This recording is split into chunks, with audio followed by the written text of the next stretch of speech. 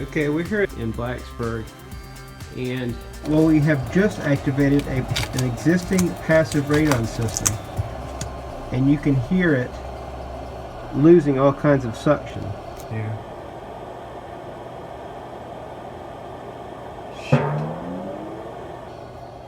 We'll step back from it here, and the fan is in the attic, just like so many of them are.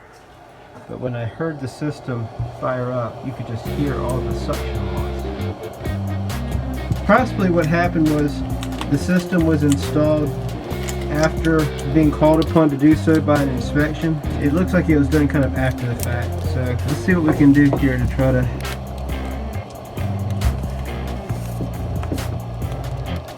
probably going to need to get a new can of foam.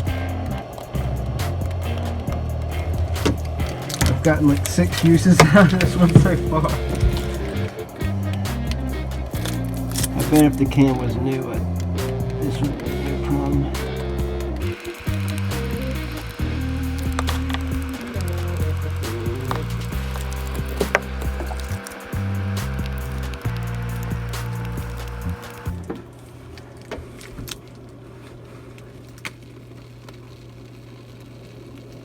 Come on.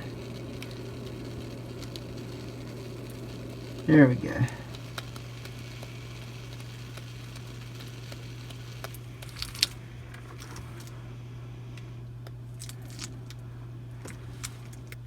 I'm liking that a lot better. Didn't really change the manometer too much.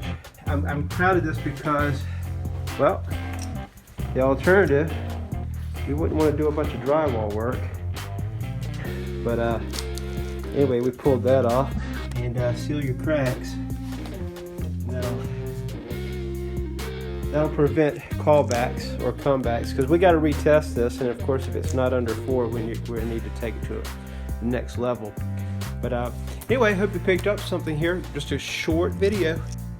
So treating that suction loss behind this HVAC stuff was a little tricky, but then once it got inside this 2x6, well, then we had to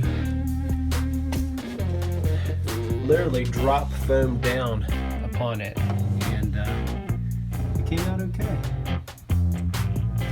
Use all 5 of your senses with treating radon. Use that hearing.